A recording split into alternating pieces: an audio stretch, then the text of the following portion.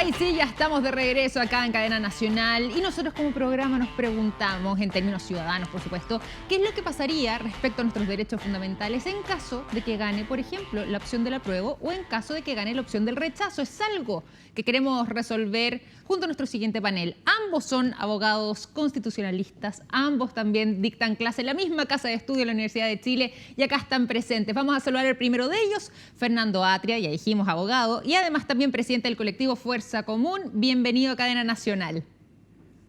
Hola Victoria, hola Víctor Manuel, mucho gusto. Muchísimo gusto y también ahí, ya lo decía Fernando, se suma también a nuestra conversación Víctor Manuel Áviles y que es parte también del Instituto Libertad, pero además de eso del Tribunal Supremo de Renovación Nacional. ¿Cómo estás, Víctor Manuel? Bienvenido. Muy buenas noches, muchas gracias Victoria por la invitación y bueno, Fernando, siempre un gusto verte, así que muchas gracias. Eso, la idea de esto es que sea una conversación acá en caso de que alguno quiera rebatir al otro, por ejemplo, o quiera aportar con algún dato, lo puede hacer libremente. Tenemos este espacio para conversar y por lo mismo yo voy a instalar aquí el primer tema respecto justamente al apruebo y al rechazo. Y mi pregunta es la siguiente. Este 25 de septiembre, hace algunos días atrás, ya comenzó la emisión de las franjas, le dimos el arranque con todo a este periodo de campaña de partida. En términos generales, ¿han podido verlas o no las franjas? Y también, ¿qué les parece lo que ha sido el desarrollo de este periodo? Parto con Fernando. Sí, yo he visto algunas de las franjas, no las he visto todas, por supuesto, pero sí, he visto varias de ellas. Y bueno, hay varias cosas que comentar. Una cuestión que yo creo que se aplica a todas es lo notoriamente fragmentado que está la discusión política hoy día. O sea, la franja parece una colección, una especie de como de caleidoscopio, ¿no? Y eso, creo yo, muestra parte de los problemas en los cuales nos encontramos, que es un fraccionamiento en general político muy grande. Y bueno, eso supongo yo que es parte de lo que yo espero que vaya solucionándose a medida que se va desarrollando el proceso constituyente. Claro. Pero en términos más puntuales, a mí me llama la atención, en particular en la franja del rechazo, la razón que yo no escucho en esa franja.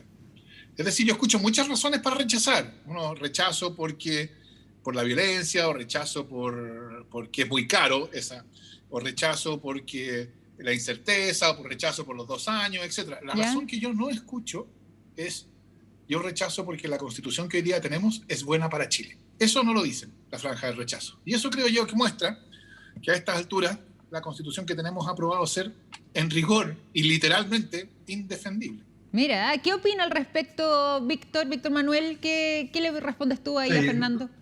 No, primero yo tengo la impresión de que, yo no he visto la franja, lo confieso, y la verdad que estoy seguro que no soy de los pocos, yo creo que somos muchos los que no estamos viendo la franja en televisión. Pero la campaña, la televisión es un medio fantástico. Yo creo que hoy día está mucho más por las redes sociales, y me parece que eso agudiza el fenómeno que plantea Fernando de la segmentación y de la polarización y la fragmentación. Ahora, en cuanto a los contenidos de la actual Constitución, yo creo que hay algo que está detrás del mensaje, al menos que debiese transmitirse por el lado del rechazo, que tiene directa relación con lo que dice Fernando.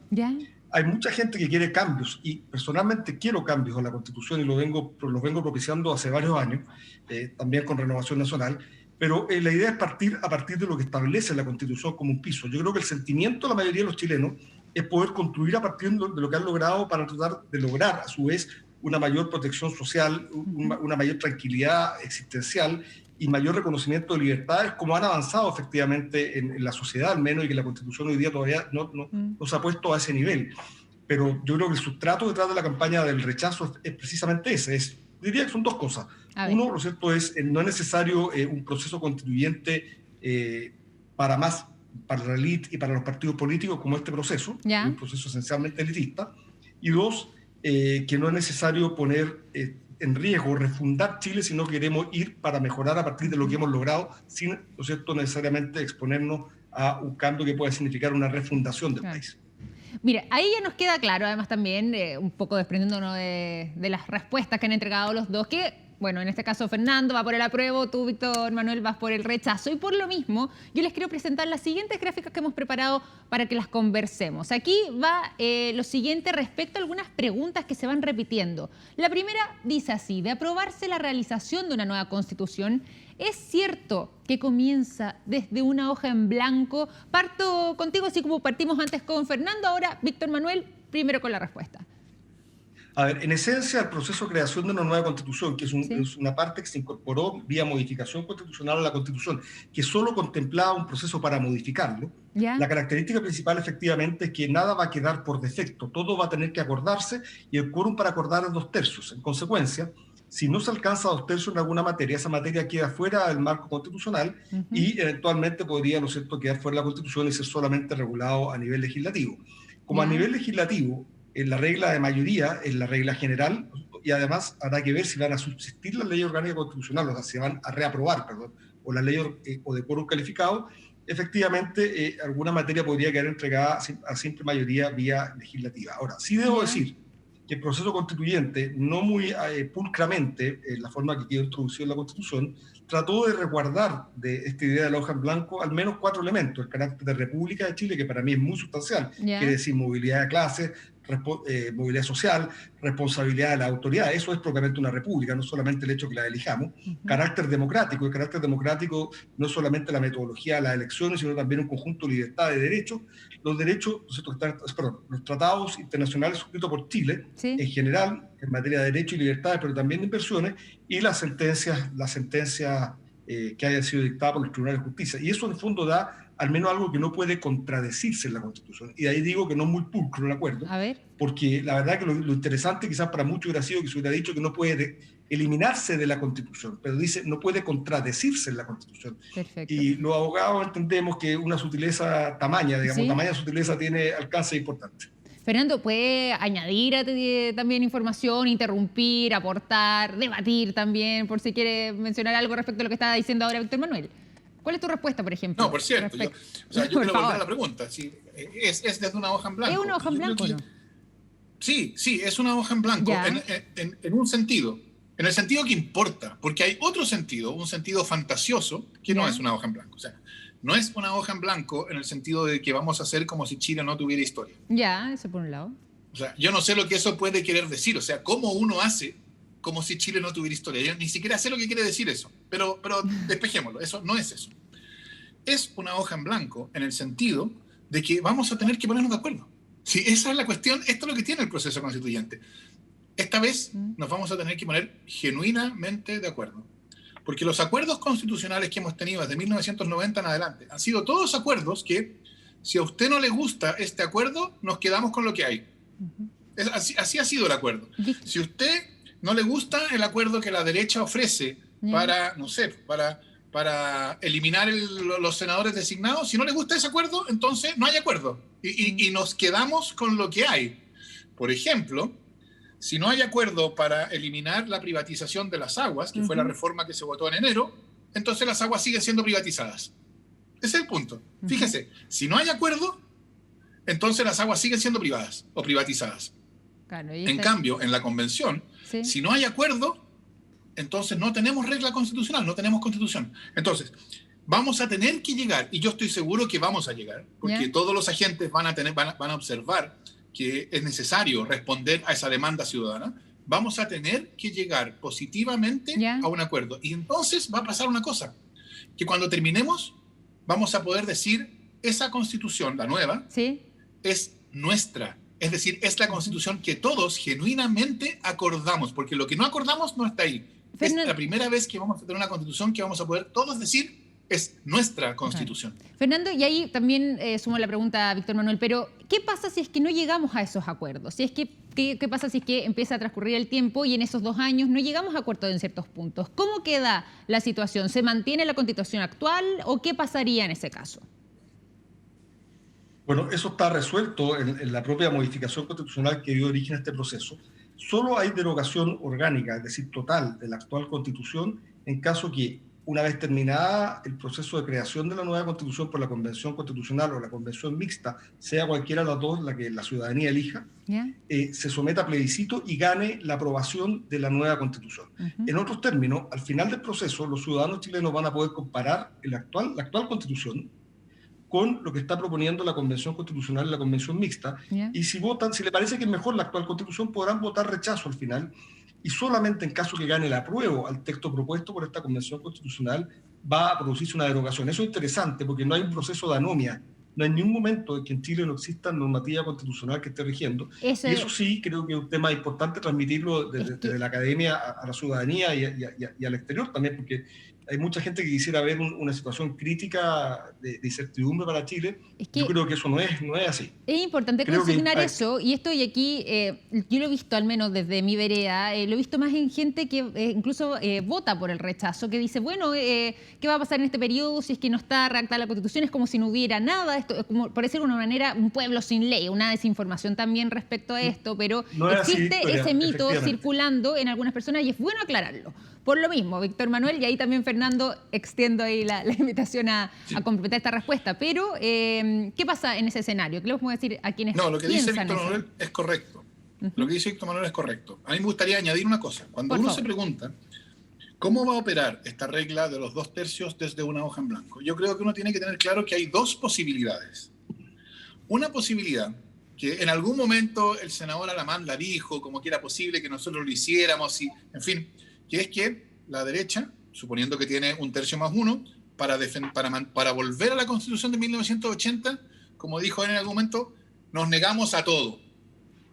Y entonces en cada punto negamos nuestros votos y nunca se va a lograr 2/3, entonces vamos a estar todo un año dándonos contra la pared y ellos diciendo no.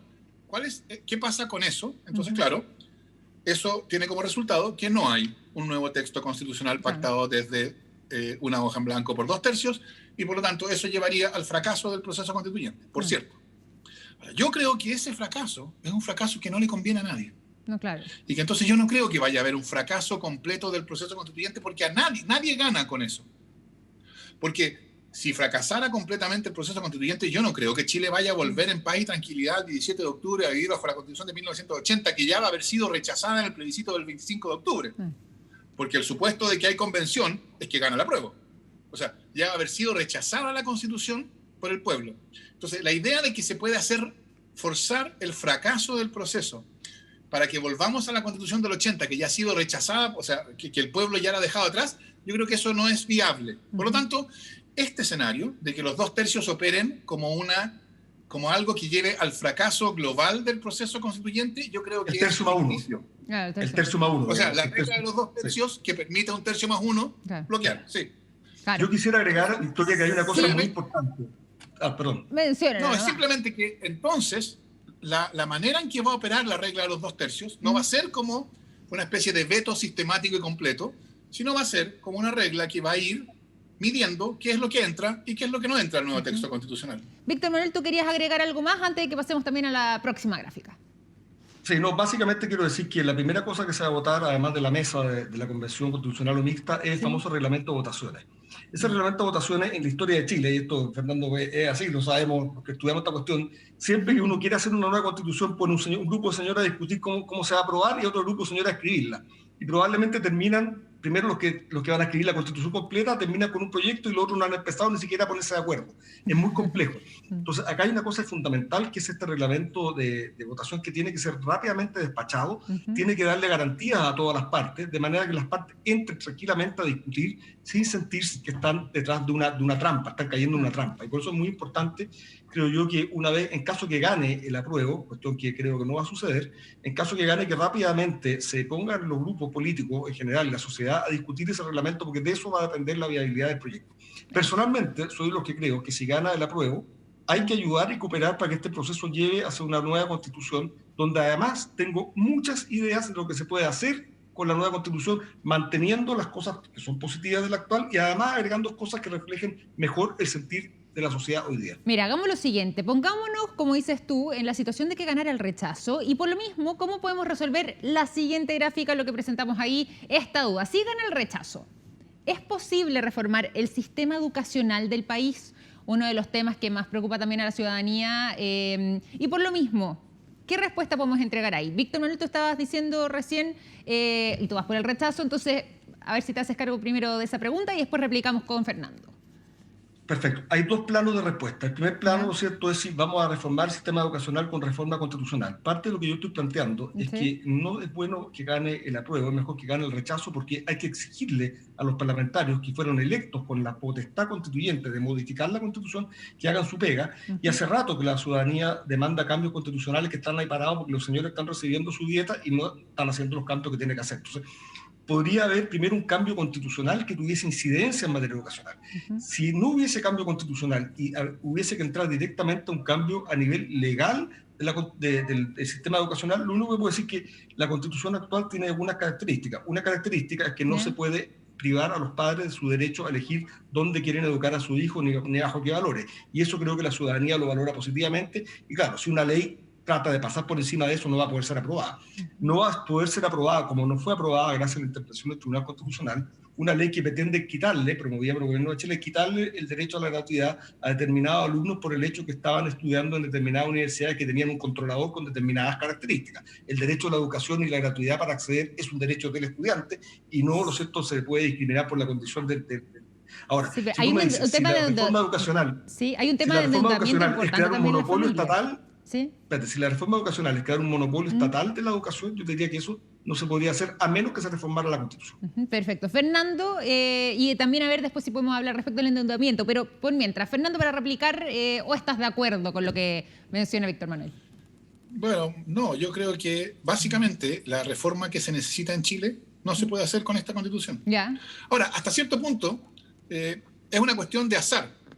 Y esto lo digo en un sentido muy, digamos, esto no son teorías, esto es lo que pasó. ¿Recuerdan la ley de inclusión? ¿Se acuerdan la ley de inclusión, que era una ley importante del gobierno de Bachelet, que estaba en el centro de su programa desde el principio, fue un tema central de la campaña, nos estuvo discutiendo sobre selección, sobre lucro, sobre copago, ¿se acuerdan? Todo un año entero se votó con unos quórums extraordinariamente altos, 4/7 en ambas cámaras del Congreso, se aprobó. Y, por supuesto, la derecha lo llevó al Tribunal Constitucional, alegando que era inconstitucional prácticamente cada elemento de la ley de inclusión. Cada uno. No una en particular, no, prácticamente cada uno. Y esa ley se salvó, si me permite la palabra, casi por chiripa. ¿Por chiripa? ¿No? Porque fue un resultado que fue 5-5 y que fue favorable a la ley de inclusión solamente porque entre los que votaban a favor de la ley de inclusión estaba el presidente del Tribunal Constitucional. Si la misma sentencia se hubiera dictado 2 meses antes, cuando la presidenta del Tribunal Constitucional era otra, con los mismos argumentos, la misma ley, la misma constitución, todo igual, habría sido declarada inconstitucional completa. Entonces, nosotros estamos en una situación, la verdad, usted me pregunta, si se intenta hacer una reforma así de significativa en el futuro, la verdad, yo tengo la impresión, la derecha, no me cabe duda, va a decir que es inconstitucional. Cualquier reforma significativa del sistema educacional han dicho en el pasado que es inconstitucional. Dijeron que era inconstitucional la cuota de 15% de alumnos vulnerables en escuelas subvencionadas, dijeron que era inconstitucional un sistema de acreditación de directores de escuelas públicas, dijeron que era inconstitucional la ley de inclusión completa, etc.